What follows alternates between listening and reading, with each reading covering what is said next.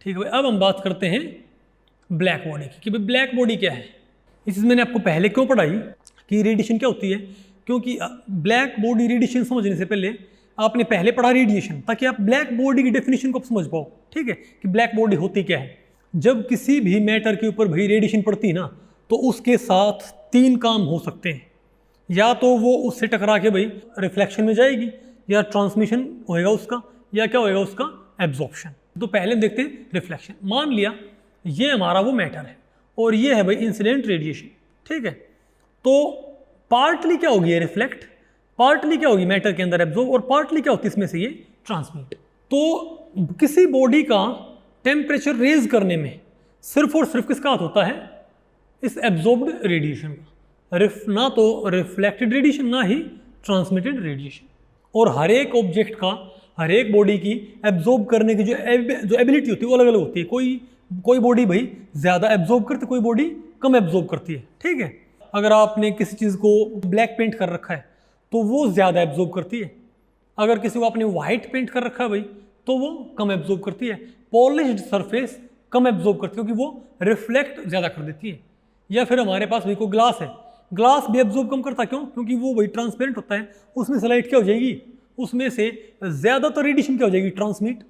तो ट्रांसमिशन जहाँ पर ज़्यादा होगा वहाँ पर एब्जॉर्प्शन कम होएगा, रिफ्लेक्शन जहाँ पर ज़्यादा होएगा वहाँ पर भी एब्जॉर्प्शन कम होएगा। जहाँ पर रिफ्लेक्शन कम होएगा, ट्रांसमिशन कम होएगा, वहाँ पर एब्जॉर्प्शन क्या होएगा, ज़्यादा। तो हम देखते हैं भाई ब्लैक बॉडी। ब्लैक बॉडी वो होती है जो अपने ऊपर पड़ने वाली सारी की सारी रेडिएशन को ही क्या कर ले, एब्जॉर्ब। मान लिया हमारे पास एक आयरन का ब्लॉक पड़ा है और जिसका अपीयरेंस ब्लैक है। ठीक है, तो वो भी एक ब्लैक बॉडी की तरह काम करेगा, लेकिन उससे फिर भी कुछ ना कुछ रेडिएशन टकरा के रिफ्लेक्ट हो जाएगी। और हम चाहते हैं एक परफेक्ट ब्लैक बॉडी, मतलब जो बहुत ही ज़्यादा ऑलमोस्ट पूरी ही रेडिएशन को एब्जॉर्ब कर जाए।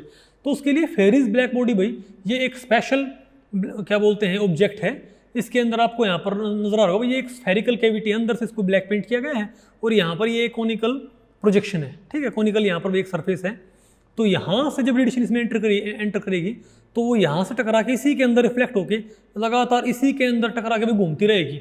और बहुत ही रेयर चांस है कि भाई वो टकरा के क्या बोलते हैं 20-25 रिफ्लेक्शन के बाद भाई कोई थोड़ा बहुत रेडिएशन इससे वापस पार निकल पाए, क्योंकि ये बहुत ही नैरो एंट्रेंस होता है। इसको हम बोलते हैं ब्लैक बॉडी। थोड़ा मैं आपको इसका बेटर वर्जन दिखाना चाहूँ तो आप ये देखें, यहाँ पर नजर आया आपको, ये अंदर से इसको ब्लैक पेंट किया गया, यहाँ से वही रेडिएशन आएगी, ये इसके अंदर लगातार टकरा के रिफ्लेक्ट बैक होते।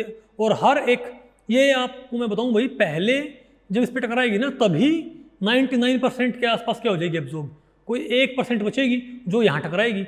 अब उस 1% का भी 99% यहाँ पर एब्जॉर्ब हो गया, फिर उस बची हुई 1% का 1% यहाँ जाकर टकराएगा, फिर उसका उस बची हुई 1% के 1% का 1% फिर यहाँ जाकर टकराएगा। अब समझे, मतलब एक तरह से वो इसी के अंदर टकरा के लगातार भाई घूमती रहेगी और ये ऑलमोस्ट इसके अंदर कंप्लीटली एब्जॉर्ब हो जाएगी। तो इसको हम बोलते हैं ब्लैक बॉडी। ठीक है भाई, तो मेरे ख्याल से आपको समझ में आ गया कि ब्लैक बॉडी क्या होती है, कि जो अपने ऊपर पड़ने वाली सारी की सारी रेडिएशन क्या कर ले, एब्जॉर्प्शन बोलेंगे ब्लैक बॉडी। अब आपके दिमाग में ये आएगा कि जितनी भी जो बॉडीज हमको ब्लैक अपीयर होती हैं, क्या सभी परफेक्ट ब्लैक बॉडीज है? नहीं, यहाँ पर अपीयरेंस से मतलब नहीं है, क्योंकि भाई कोई चीज़ ब्लैक अपीयर कब होती है, जब वो विजिबल रेंज के अंदर एब्जॉर्ब करे ना, तब वो क्या होती है, ब्लैक नजर आती है हमको। मान लिया एक ऑब्जेक्ट है, वो विजिबल रेंज को सारी को एब्जॉर्ब कर लेता है, लेकिन अल्ट्रावायलेट को एब्जॉर्ब नहीं करता, मान ले, या इंफ्रारेड रीजन को एब्जॉर्ब नहीं करता, तो उसके ऊपर भाई रेडिएशन का एक ये मानो भाई एक range of wavelengths, range of frequency उसके ऊपर गिरती है। उसमें IR भी है, उसमें UV भी है, उसमें भाई आपकी विजिबल भी है। अब क्योंकि उसने विजिबल तो सारी एब्जॉर्ब कर ली और इंफ्रारेड और IR उसने एब्जॉर्ब नहीं की, तो इंफ्रारेड और IR उससे टकरा के क्या आ जाएंगी भाई, वापस आ जाएंगी। लेकिन उसकी अपीयरेंस कैसे नजर आएगी हमको ब्लैक, तो वो ब्लैक बॉडी निकल आएगी। सिर्फ अपीयरेंस की बात नहीं है, समझे बात।